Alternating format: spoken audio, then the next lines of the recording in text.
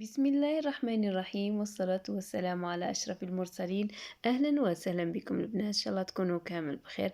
دائما في وصفات أم أصيل ومع أطباق شهر رمضان المبارك جيتكم اليوم بوصفة جديدة، واللي هي طريقة تحضير الشوربة فريك على طريقتي بنة رائعة وطريقة تحضير سهلة. نفوتوا مباشرة المقادير هذه الوصفة. نحتاج في الوصفة نتاع نهار اليوم أطراف لحم غنمي، زائد نصف صدر دجاج. إذا ما كانش عندك تقدري تستغني عليه. نحتاج كذلك بصلة متوسطة كنت سكرفشتها، زائد سنينة توم. نحتاج أيضا طماطم كنت سكرفشتها من قبل، زائد مغرف طماطم مصبرة. نحتاج أيضا الفريك، أنا استعملت كاس صغير على حساب القدرة نتاعي، كنت غسلته وصفيته وخليته ينشف. نحتاج كذلك تشكيلة من التوابل، واللي هي قزبر، راس الحانوت، فلفل عكري، مغرفة صغيرة فلفل أسود، مغرفة صغيرة زنجبيل، نعناع مطحون وعود قرفة. نحتاج كذلك كمية من الحميصة كنت طيبتها من قبل. نحتاج كذلك إلى باقة عطرية متكونة من قزبر معدنوس وكرافس كما راكم تشوفوا. هذو هما المقادير تاع نهار اليوم، ونفوتوا على بركة الله إلى طريقة التحضير.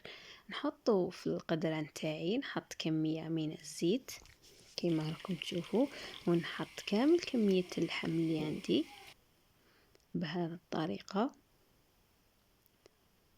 نخليها يتقلى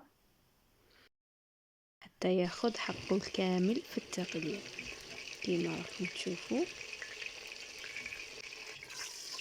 بهذه الطريقة نقص من النار ونخليه يتقلى براحته.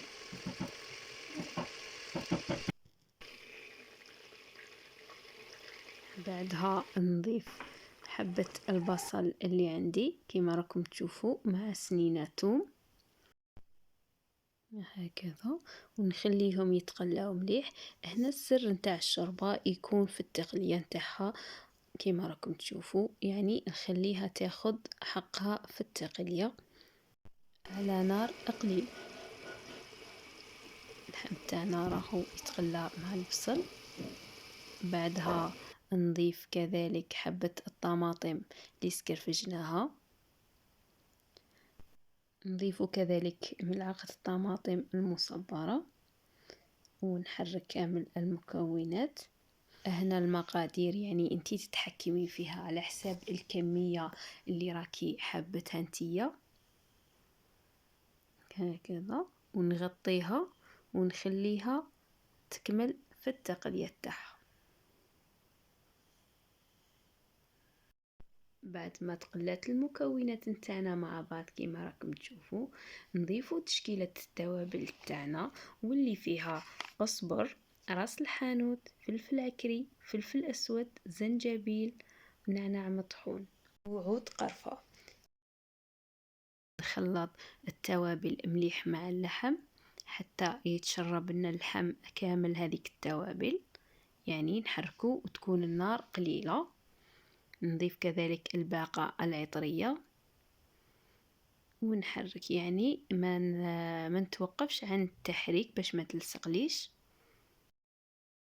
نضيف كذلك الملح كما راكم تشوفوا، ونخلط مليح هكذا يعني، ونمرق. التمريق هنا يكون تدريجي، ولازم الماء يكون سخون بهذه الطريقة، يعني التمريق يكون تدريجي ماشي على ضربة واحدة. نمرق ونحرك، يعني هنا السر تاع الشوربة يكون في التقلية والتمريق التدريجي.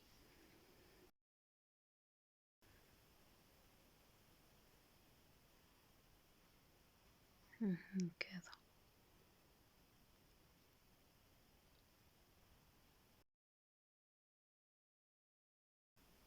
هنا نخلي اللحم تاعي حتى يطيب باش نضيف الفريك، ولازم نار تكون قليلة. الشوربة تاعي لازم تحتاج الى نار تكون قليلة. نخلو اللحم تاعنا يطيب بعد ما مرقته، ونعاود نرجع لكم إن شاء الله.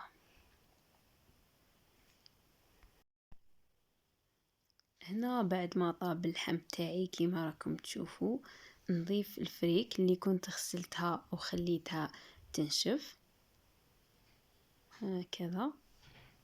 نفرغ كامل الكمية اللي عندي،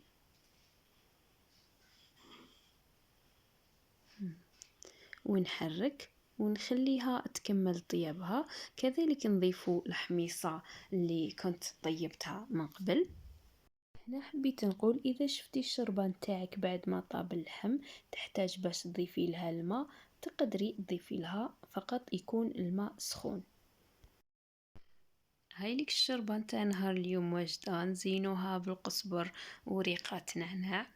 اذا حبيتوا تضيفوا لها فلفل حار.